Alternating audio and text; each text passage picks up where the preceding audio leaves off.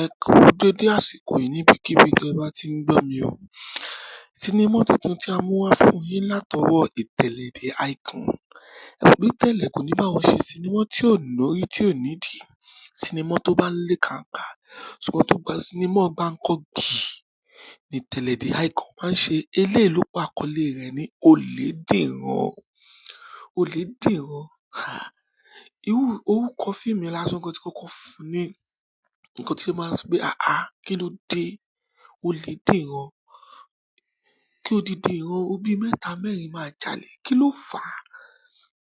Fẹ́yìn tẹ́ ti wo alákọ̀ọ́kọ́ sinimá Olédìran lórí Ìtẹ̀lẹ̀ The Icon TV.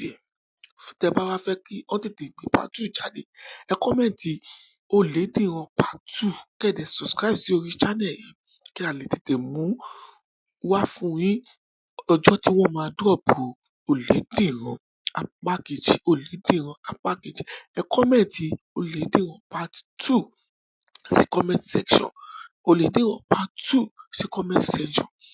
Fún ẹ̀yin tẹ́ ti wo apá kìíní, ẹ rí bí Ibrahim Chatta tí ó ṣe dá wàhálà lẹ̀ sí orí ìrandíran àwọn ọmọ rẹ̀. Ọmọ ń jalè, ọmọ ń jalè. Wọ́n tún ti wá ìyàwó Ìtẹ̀lẹ̀ tún ti wá lóyún báyìí.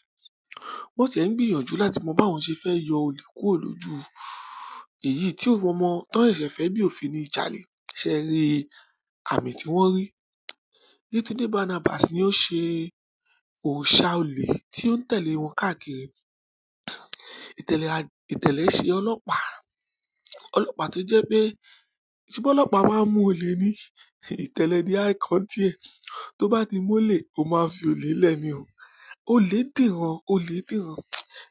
Ọ̀pọ̀ ò kágbọ̀n, afẹ́fẹ́ ló máa ń gbé lọ. Fún ẹ̀yin tí ẹ bá fẹ́ wo Olédìran part 2, ẹ kọ́mẹ̀ntì part 2 síbí comment section. Part 2 Olédìran part 2 Olédìran part 2 kẹ́ ẹ subscribe sí orí channel yìí kí a lè tètè mú part 2 sinimá náà wá fún yín. Kẹ́mi tí dára mẹ́ àwọn tó wà nínú sinimá yìí. Ẹ mọ̀ pé àwọn àgbáwo tí wọn ò ní ṣe sinimá tí ò ní ìtumọ̀ ni. Ìtẹ̀lẹ̀ The Icon tẹ̀tẹ̀ bàbá Kọ́lé Oṣó. Sinimá yìí ni sinimá tí ó yẹ kí lọ́kàn láya kí gbogbo ẹbí wò pátápátá. Fún ẹ̀yin tí ẹ bá ti wo part 1, part 2 tí ń bọ̀ lọ́nà dẹ̀dẹ̀, ẹ tètè kọ́mẹ̀ntì Olédìran part 2 sí comment section kí ẹ dẹ̀ subscribe sí orí channel yìí kí ẹ lè tètè mú